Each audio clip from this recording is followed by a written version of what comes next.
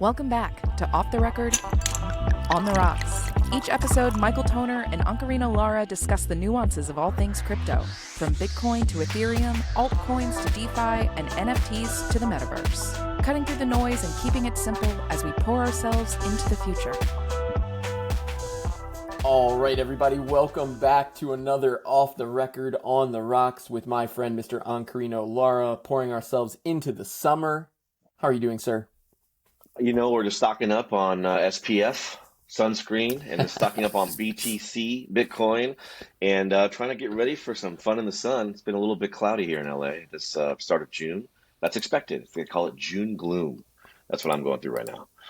We've got a lot of acronyms to get through, from AWS, ETH, SEC, FTC, CFTC. We could just rattle them all off here. But coming off last week, the high, the news, the Apple kind of echo effect, talking about Apple Vision Pro. We spent a lot of last episode really just describing, this command that they're going to take of the market, what it means in terms of the regulatory framework getting set up around crypto to be able to have these transactions.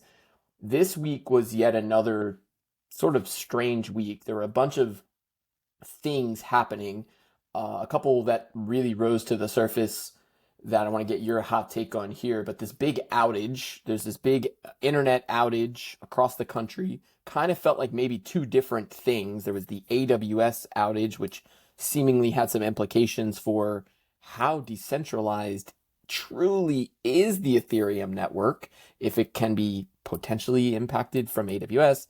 And then there was this other kind of, I think it was framed as a very much nefarious hackers coming into what sounded like DMV systems in two states. And at first they didn't know which states. These things seemingly totally separate, but I'd zoom out and look at it and say, this feels like a foreign adversary now meddling with the internet infrastructure right as the U.S. starts to ready FedNow and digital payments and how safe is our data. And tell me your hot take.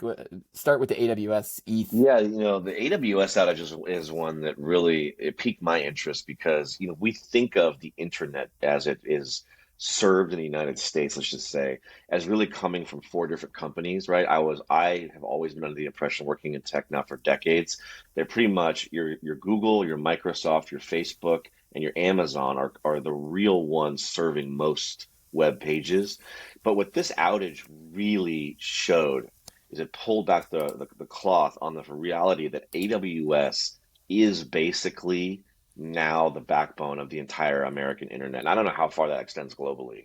And I know there's different charts that show different percentages, but it's clearly over half, if it's not over 60%, AWS controlling, just basically the web, if you will. So when you think about technology that is behind blockchain, and we talk about Bitcoin, we talk about Ethereum and all these things, and we talk about them in the same breath, but when it really comes down to it, when AWS servers go down, well, what's affected? And apparently there was some massive amount of Ethereum network verification nodes, meaning in the Ethereum network, in order to become a validator or have a verifying node, you just have to have 32 ETH, right? So it's a question of money. Do you have enough money? You can get the ETH and then you can become a node. So already you could see how you could argue that's not really decentralized, because anybody coming in who has money can become part of the verifying network. So if that all goes down, what is Ethereum? It's just another Web3 sort of sitting on Web2? Doesn't really make sense to me. Let's make sure we get this story right, though, because and maybe there was just a lot of FUD, and that's why I'm a little confused, because when I heard what we're describing here was like amidst this AWS outage that it called into question the Ethereum network, running on this centralized platform. But now I'm digging in, and it's most of the news I'm seeing here is saying that Ethereum kept humming, that it was unscathed by the AWS outage. That was the epilogue. The epilogue was, even though there was this big outage, look, everyone, the Ethereum network did it great. works. Like we were fine. But the Interesting, whole right? idea that there's an article that suggests that under certain circumstances, because it talks about regional outages, and I guess they revealed now that the two regions were the Oregon colos and the Louisiana colos. Those were the two. So I guess like a southeast and a northwest. And I can tell you from experience, we have tons of their servers running out of the Oregon colos, right? So if those two states had outages, or actually, those are where the hackers were hacking. I shouldn't say that those are the two things are the same. But if certain regions are going to be dropping out, and then the Ethereum network and the Ethereum, validators are all going to kind of go, wow, that was great. Ethereum did fine. Well, what happens when the outage occurs when Ethereum doesn't do fine? Right. So, well, I guess my whole point is like Bitcoin isn't something that is dependent on a Web2 technology to run. There aren't outages that are going to happen with modern Web2 companies that are going to threaten that. However, with Ethereum, and whether this article is just FUD, like trying to throw a little mud in Ethereum's face, I don't know. But it sounds like it is actually dependent on some level for these backbone internet companies to power it, right? To run the various layers. And that to me just feels like it's a huge red flag. I mean, and that's the kind of red flag that gives pause to people. It's the kind Right. of FUD that you're describing, right? If Ethereum, quote unquote, can go down and Amazon can go down, then everyone on Capitol Hill is going to start to point to the fact that, well, how could we place any value, any wealth of this country in something that could just go down if Right. somebody in Oregon decides to accidentally kick over the plug? Yeah, if you wanted to delegitimize the crypto market, specifically ETH, tying it to an AWS outage, at the same Perfect. time there's this other kind of hacking attempt, whatever, with the DMVs. It's like even I can't make sense of it. So to the average consumer, the average listener here, uh, maybe passively interested in decentralized technologies, it it instills a level of fear and uncertainty and doubt Yes, around sir. the same sustainability of these technologies. So it is interesting timing. And then I did see something also that the U.S. authorities warning of future outages, like almost sending up that flare, that smoke signal of like, hey guys, don't forget if AWS goes down, this shit breaks. And it could happen again. And like that warning again, just driving in that fear. Whereas I think, that decentralized enough, actually, this is a great topic to talk about because you and I haven't discussed this, but this concept of is it decentralized enough Mm, is starting to surface in a bunch of different ways, not just around the Ethereum nodes. Like, are they decentralized enough to withstand an AWS outage, and the nodes in other parts of the world and other parts of the country can continue finalizing those blocks, and the chain persists. But this other concept of the DAOs being a mm, human. We didn't have this on our agenda for today, but it did hmm break through for me that there was some ruling, some lower court ruling that a decentralized autonomous organization would be treated as a human. And it stuck out to me from our last episode when we were talking about the need for humanity. And I thought about this DAO, and really what it's going to come down to is I think the regulators around crypto, generally speaking, are going to need a test. Same equivalent of the Howey test for a security. They're hmm going to need a test of, is it decentralized enough to be a commodity? And that whole CFTC, hmm we drop it acronyms at the top, but I think that is where a lot of this ends up. When you swing the pendulum left, you swing the pendulum right, you're going to end up somewhere in the middle, and the compromise is going to be, are these projects decentralized enough to be considered commodities? And if so, then they're not securities, and there's a different regulatory market around it. And But are these DAOs going to be human enough to call them a person? yeah, I mean, there's a So, whole so there's nother. there's going to be a whole test. Yeah, there's going to be a test of decentralization and a test of human life, right? Well, we've got a lot of juxtaposition to get through here. So I want to we kind of did this AWS versus ETH and the decentralization. We've also got Mark Cuban versus the SEC to get to. Um, Mark Cuban taking on the SEC and this uh, crypto derangement syndrome. Talk me through this one. I I mean, it just comes down to the fact that everyone in Congress is against the SEC, and more specifically, everyone in Congress, just to like jump to that bullet point, is against Gary Gensler and the kinds of language that the Congress people, from the McHenrys to the others, the Davidsons, are using very strong language to describe Gary Gensler as a tyrannical chairman. They're basically saying everything terrible about him, just short of him being like a bully or a terrorist and like extorting people. And they're calling for him to be removed or calling for new legislation to be written to have him removed. And it doesn't seem to phase Gary Gensler. He just continues to do what he does. He continues, and this video clip I think was released just after we recorded last week, but there was a recording of Gary Gensler in 2017 or 2018 at Bloomberg on this big slideshow, pointing to the fact that Ethereum and Litecoin and Bitcoin. Why do I say all of these things at the same time in the same sentence? Because these are all not securities. He says that in a Bloomberg video, and then he says the opposite when he's in front of Congress, in front of McHenry, lying to their face, saying, "I don't know the answer, and I also never bought Bitcoin," or whatever he's lying about. So Mark Cuban is just yet one more voice that's piling on and basically just saying that there's become like this. It's almost like it's a syndrome, it's a condition. We're sort of in this place where literally everything that has to do with crypto is obviously some kind of criminal activity, and we're not gonna see our way out of it to like have a legitimate opportunity to like put our case forward. This could help the country. And so you just, again, like when you say these it's all tied together. The articles are the outages, the question mark around it is AWS powering Ethereum, are all these things so that when the government and these guys just shut everything down and say FedNow is here, but don't worry, FedNow doesn't run on AWS. FedNow is not a security, like all the stuff that they set up. And then they'll have Mark Cuban, I'm sure, come up and say FedNow is great. I mean, to me, it's just yet another opportunity for Mark Cuban to get his name in the press.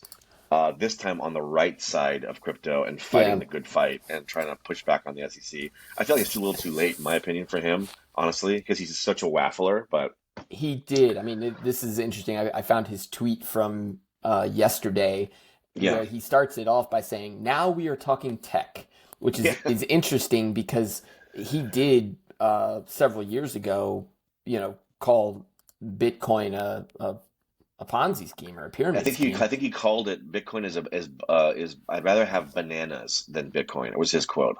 Yeah, so he's clearly come around since 2017 and changed, now appearing to somewhat advocate for regulation, but he framed it in the now we're talking tech, which is fascinating because now he probably sees that, players like Polygon, Ripple, there are integrations of blockchain technology that use technology, to create trackable transactions, and what Polygon is doing with all these partnerships with Starbucks and Meta and big Amazon and big brands now looking to different tech providers. So there will be some winners and some losers, and now he's saying, okay, this is all about technology. Well, but also like he's covering himself too, because like he famously, right, 2017, Bitcoin's bananas, comes around, he starts doing Shark Tank, he starts to like flex himself a little bit. Then he comes out talking about how much he loves it. Then he comes out talking about a variety of altcoins, and he himself gets rug pulled, right? I mean, he was in on some Doge nonsense and some other stuff, and he's not crypto, right? He's not blockchain. He's Web2 tech. So I thought it was fascinating. A lot of the criticisms of Cuban is, hey, you have all a bunch of money, but your money isn't crypto money. Your money's tech money. So don't come in here crypto, acting like a crypto bro, like you've been here for 10 years, and like he's kind of being called a hypocrite by crypto Twitter, right, all the time. And so I think that him leading off is like, finally, everybody, now we're talking about tech, and I'm a tech guy. So let's all go on about tech, because hey, everybody, remember me, Mark Cuban? I do technology. Finally, we're talking about the underlying. So like, I feel like he now is puffing his chest up and strutting around, and of course making a big play, this idea of derangement, that like we've gotten to a point where he's almost blaming like that the Bitcoin maxis are creating a derangement environment where every other altcoin is considered garbage and they're like throwing FUD around. I mean, again, for him to even come in talking about tech, but then quickly pivot and go back to talking crypto is still disingenuous. I just think Mark Cuban is he's a great businessman. He's a great carnival barker. He's a great self-promoter, and he knows right when to slide in, use the right buzzwords, and control the conversation. Well, let's talk about that timing for a second. So I'm going to try to connect two dots here. One that stood out to me around Coinbase announcing this repurchase of about half a percent of their notes. So they're a publicly traded company. They're going out there buying stock. And also when we talk about where Mark Cuban was in 2017, Bitcoin is bananas versus his position now seemingly advocating because it's now tech in 2023. So two topics here. One, Coinbase and the SEC and buying back stock. But the other one in terms of very interesting, how it started versus how it's going, the headlines from BlackRock this week.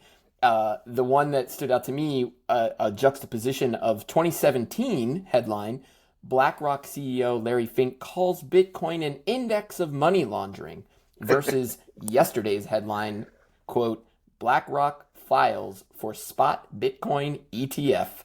I mean, and with Coinbase as a crypto custodian.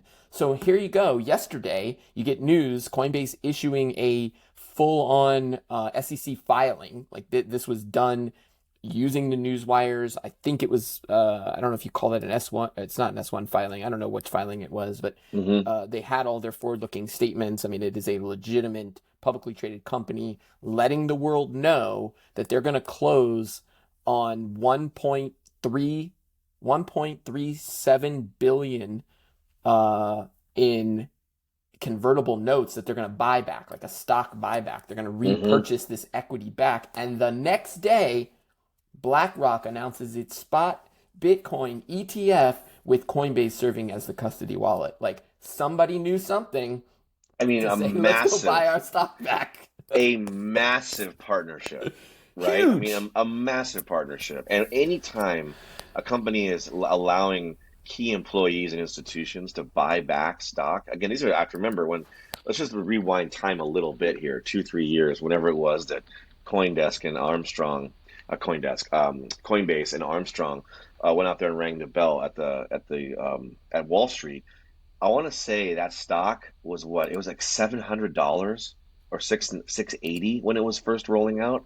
And I want to say as soon as they rang the bell and as soon as everybody who was on the inside dumped some shares, it might have gone down to like by half of that, right? 350 or 300. And now it's probably what, sub 100. So perfect time, right? Perfect time to go buy some discount shares, especially if you know that you're about to do a deal with BlackRock. And BlackRock, to their credit, I think we missed this. Apparently, because this announcement is they're going to start exposing retail investors to cryptocurrencies via this ETF. But the article goes deeper and says that it was 1 year ago that they offered Bitcoin to institutional investors. So they've been quietly since I guess like last summer, just rolling out programs. They just said they're going to have a trust to track the performance of Bitcoin and offer direct exposure to the price digital currency to institutional clients. This is August of last year. So they quietly started getting institutional money in. Once they had enough energy and enough value, said, okay, now we need to do a deal. And who's the only company you can do a deal with?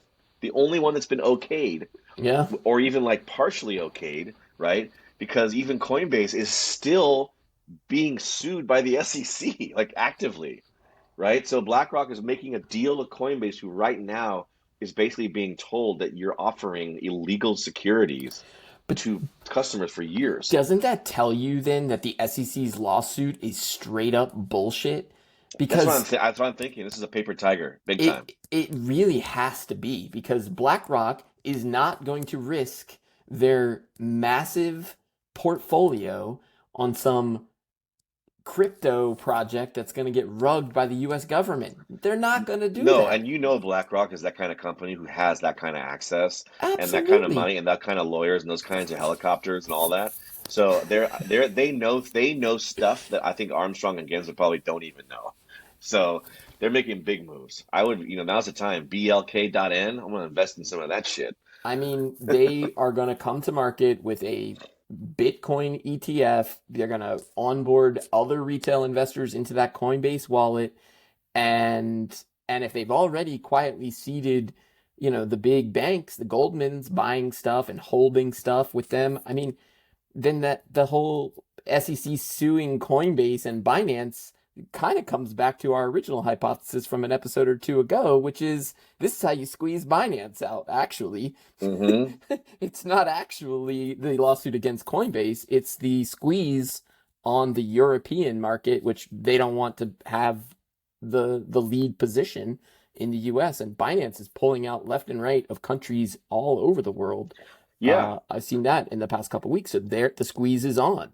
Yeah, and squeezes on, and like we were talking last week, is like that there's a certain optics, right? A certain optics of enforcement, and it makes it a lot easier for the SEC to answer questions when you are at least have the look and feel of squeezing the market broadly, Yeah, including your darling, who you helped yeah. become multi-billionaires and have the Armstrong with the largest real estate purchase of any house in the United States history. He Like doesn't seem that's scared. Let me say that. He doesn't that's seem your scared. golden boy. And no, and all they do is just write letters and make videos with their like CFO, CTO talking about how you'll see we're the ones who are right. They don't really say anything too aggressive. Like they never say, God, Gary Gensler is such an asshole, or they don't say the SEC is stupid. They don't come out and say anything that's obviously negative. They just say things like, we believe that our something something will prove to, but it's like very, very, it's passive, not aggressive. It's like passive complicit. You know what I mean? They just sort of quietly talk about how they think that they'll be right once, the courts to see their side of the story. Very passive I complacency. I'm just reading. I just wanted to look at Gensler stuff as we're kind of juxtaposing Gensler versus the world. We've got ETH versus AWS. We've got BlackRock and Coinbase coming together. I was looking up Gensler here versus Congress, and this is an article from Fortune from yesterday, and I just Mm. love it because I want to know who this journalist is and if they listen to the podcast. But it says Gary Gensler's crypto playbook: steal the spotlight from Congress and shine it on the SEC. And I'm like, are they listening? If you're out there writing these articles, because Jeff John Roberts wrote the article on June 14th. If you're listening, Jeff, yes. Yes, that has been the playbook. Steal the spotlight from Congress, shine it on the SEC, tell them you've got a plan, tell them it's going to be regulated by the SEC, and simultaneously, seemingly dictating to the market what's a commodity and what's a security. Like, he just gets to decide. Well, and at the same He's in a time, real bad spot now. remember at the same time, he was also asking for a new budget. Remember, he wanted like hundreds of millions of dollars because he needed to To hire a go whole bunch enforce. more SEC enforcers, Yeah. like a whole army of guys in suits with bad haircuts who are gonna knock, knock, knock. Hey, I heard you did a tweet 4 years ago. You owe me 50 grand. So, I mean, the fact now that all, the spotlight being shown on him and that the way that's described is just the way that we say stealing the narrative, right? He would like everyone to talk about the SEC and the SEC chairman and not really about anything else, because as long as everyone's got, as they say, your name in their mouth, well, there really isn't any other story to tell. So Gary Gensler currently holding his ground, heels down, toes down against the entire United States Congress. Good Yeah, for him. and we've got two more topics to get through, and I'll use some news coming out also this week to make my segue here. But the U.S. House to vote on a crypto bill for clarity on SEC or CFTC jurisdiction in weeks. So this is news coming from Coin. What is this? CoinGape. U.S. House Financial Services Committee will vote on a comprehensive crypto bill to bring regulatory clarity to crypto in the U.S. And I think that is definitely coming. There's going to be this vote on this digital asset bill. We've seen all of the committee meetings. We've seen Brian Armstrong make his way. We've seen Gensler make his way. We saw the CFTC make his way. There's this weird story with Prometheum kind of getting this new digital asset like Designation almost. yeah, like Which sounds what like is. it's a splitting of hairs to let them like do some test. And I hadn't even heard of the Prometheum guys. But let's not even forget about Ripple and XRP, which are basically one and the same. and you have Bradley Garlinghouse, who's being oft quoted. And remember, we were kind of looking forward, and we have been for a few weeks now, because there was this telegraphed dates and times. There was Yeah. pay attention for the 13th of June, pay attention for the 15th of June. And here we are recording on Friday, the 16th of June, and there really hasn't been that. But I think maybe those guys were trying to anticipate what you're describing here, the CFTC and everyone else coming together on some rules and regulations. Maybe they thought that they'd get it done by the end of this week, and it's going to bleed into next week. I mean, obviously, someone has to come out and say something, because I mean, we talked about the timing of the election cycles, and we talked about this even a year ago, where as soon as we get into November of this year, and now we got candidates literally coming out of the Oh yeah. woodwork. Now we got, Suarez versus DeSantis in Florida, right? Now we have this positioning of the mayor of Miami and the governor of Florida, and they're both running. And is that just the pretense to a shared ticket? Is that actually a standoff of ideology, right? So, I mean, my point is, that's just the first of what we're going to see as many. We even kind of joked that maybe Jamie Dimon's on a ticket, right? Different people. But unless you have some guidelines, or rather, I shouldn't say guidelines, because they've given plenty of guidelines. They need clarity, so that when the candidates are up there, from old Bitcoin Bobby, let's not forget Kennedy taking Bitcoin for the first time. Suarez is going to be taking a Bitcoin and as part of the donation, because he's running Miami Beach, or Bitcoin Beach. So if that's not defined by the time the candidates are like taking donations and stumping about crypto policy, then there won't be an election cycle, right? So Yeah. it's almost like the summer is going to be when these knuckleheads are working on the weekends trying to get their little drafted papers done, which they've already drafted. They've been sitting on it for years. But it's like, I think something big's going to hit. June, July, we're going to get that. You know what? Maybe it has to happen before the 4th of July. Yeah. Maybe you have to get it done before the birthday of America. So I That's said my we prediction. had two topics to get to, and I think that was one of them. The Suarez entering the race. Bitcoin is on the ballot. I also wanted to talk about what's happening with Apple and Damas, and we'll come to that. But as I was making that segue to say, there's gonna need to be this vote, and I think what happened is, despite all of the attention on June 14th, June 15th, the projecting of those dates, I don't even remember where we saw that now that I'm going back, but I'm looking here. XRP tumbles 8%, erasing price gains from the Hinman emails in the Ripple lawsuit. So in the build up to that, everyone was feeling, oh, this is going to come out. This is going to, clarify that, clarify something, that XRP is going to be regulated as a commodity and not as a security, and you should buy more. And that was the rumor. And here, XRP tumbling 8%. Those Hyman emails, this kind of long-awaited smoking gun, Fortune called it a nothing burger. And I think that is exactly right. I think it was the rumor buildup, and it means nothing. The only thing I get out of it is it does really sound like the SEC, Gensler, was pushing somebody to clarify that ETH wasn't a security. He wanted it to be a commodity. He wanted Bitcoin and Ethereum, as he quoted in that video. Yes, They are sir. not securities. The reason I named those four is because those are not securities, right? That's the video that went around that clearly was being pushed from the SEC, but it's not a smoking gun. We need Congress to step in here, provide the regulatory framework. Coinbase is begging for it. Amazon is begging for it. Starbucks is begging for it. Polygon, Ryan Wyatt up there begging for it. Because the moment we have that clarification, everything that you're going to build inside of Apple Vision Pro is going to be able to be purchased on a blockchain layer 2, some version of this new tech being rolled out by these new companies. And that brings me back to Apple and Damas. So the two topics here, Suarez getting into it, it's on the ballot. We need the regulation, and the brands need it, because this is the innovation that needs to move the economy forward.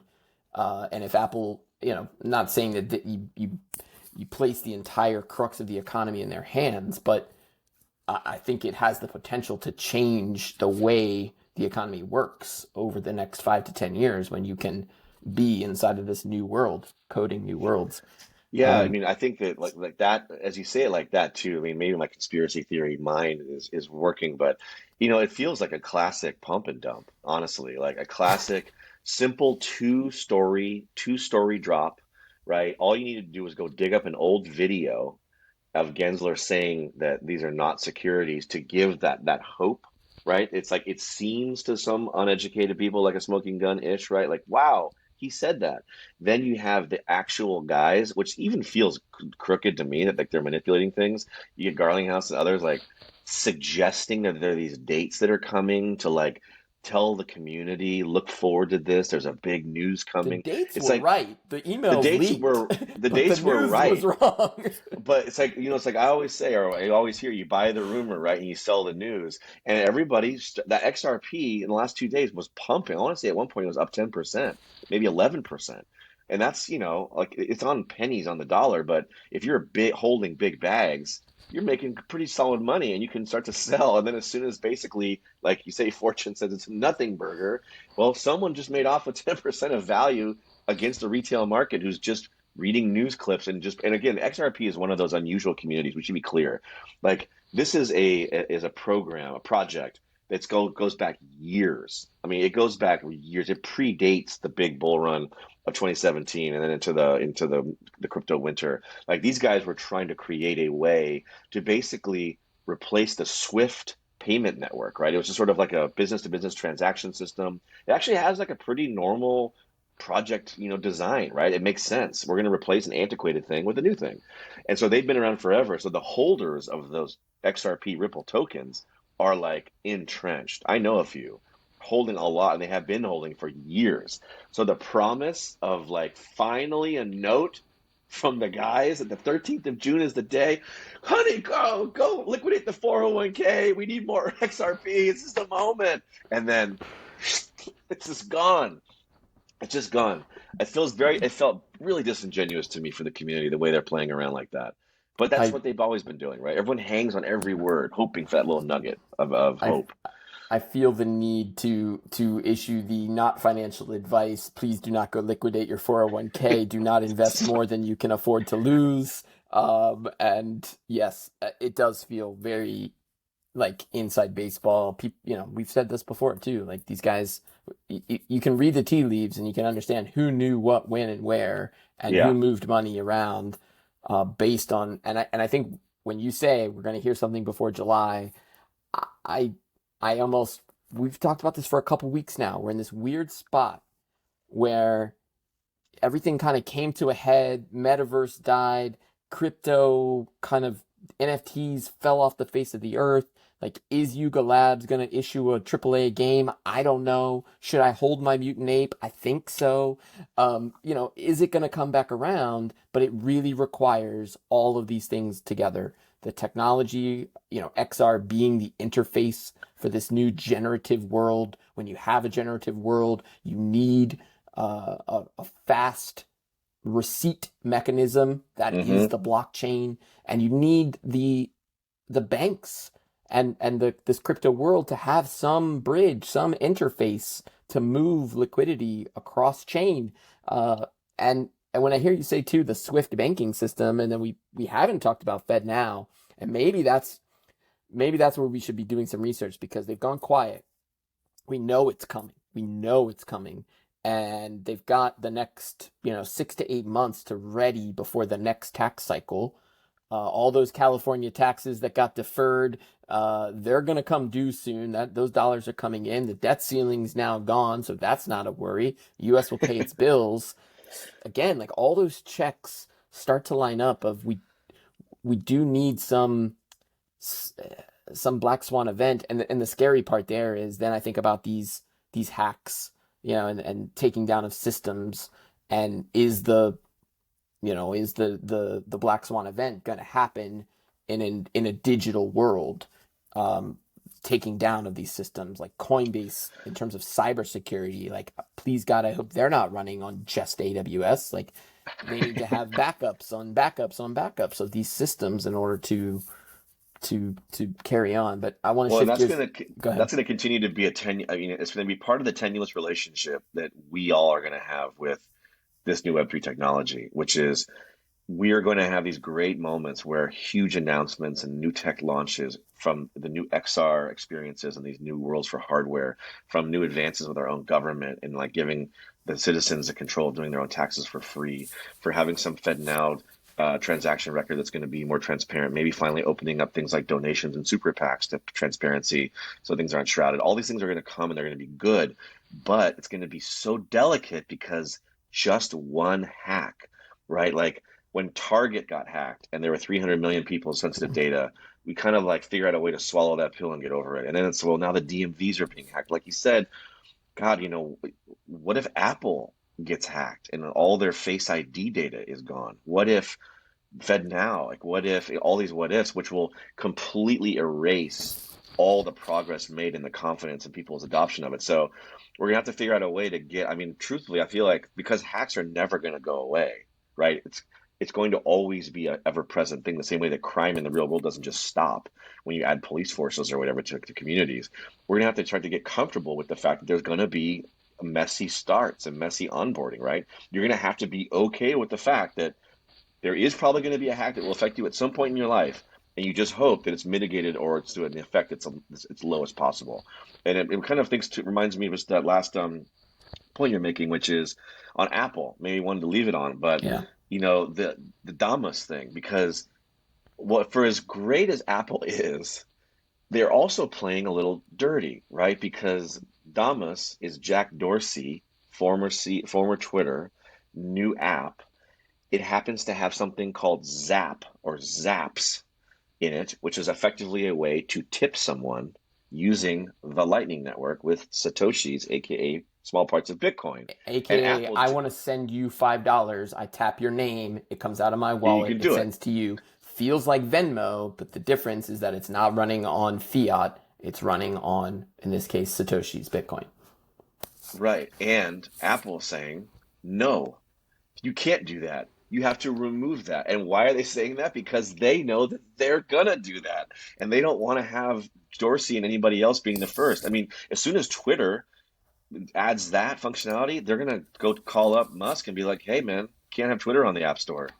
We're the ones doing the Lightning Network." Yeah, So it gets pulled out of the App Store. that just piqued my interest big time because that to me was Apple maybe tipping a little of a hand. I don't know if they're shrewd enough to like be faking it, but that to me says that Apple is going hard on Bitcoin and hard on the Lightning Network because they don't want anybody touching that before they're allowed Yeah. to come and set the rules on that. Yeah, and So we that don't to have to me was spend a whole bunch of time on Damas, but I think it's one we have mentioned here. We both, I downloaded the app very early on when I saw it come up. It's Jack Dorsey, so I knew this guy was like doing something. When you read the Damas tweets, he's still tweeting or somebody's tweeting, you can tell it's almost tongue in cheek. It almost feels like, to me, even when you logged into Damas, right? It was like an MVP of a product. It was not a final product. It's like the entire shell of that was to poke the bear and almost force Apple to say no and try to break through the narrative. And I'm paying enough attention to it to say, yeah, Jack Dorsey knew that the moment you can put a blockchain based transaction inside of one of these apps, now you open up, true peer-to-peer commerce at scale. And you could buy and sell things without the need to pay the 30% Apple tax, which Yeah. is why Apple is saying no. And when you read the tweets, it's very tongue-in-cheek. He's like, how convenient of Apple to pull the rug on us the moment we turned this on. And you can hear the poking of the bear, and it's not breaking through. I'm going to continue to watch it because it's Jack Dorsey, because I know he's a Bitcoin maxi, because he literally built Damas to prove a point that you can run Lightning-based transactions in an in-app experience and remove the intermediary as long as you can get the Damas app on your phone. But Apple, once again, that hardware battle comes to win the day. So final word, final thoughts as we head into the weekend. I mean, it's hardware. Hardware is the start and the end to new worlds. And Jack Dorsey had to pull a stunt to make Apple prove that's true. Because if Apple doesn't want you in the App Store, then hey, you are no longer a part. You cannot code in their version of the metaverse. So I thought that was powerful and something for us to watch as we go into the remainder of the summer. All right, sir. You have a great rest of your day. We'll do it again next week. I'll catch you next week, man. That's all the time we have for Off the Record, On the Rocks. Join us next week for news and all things crypto. Bring up the house lights. It's last call.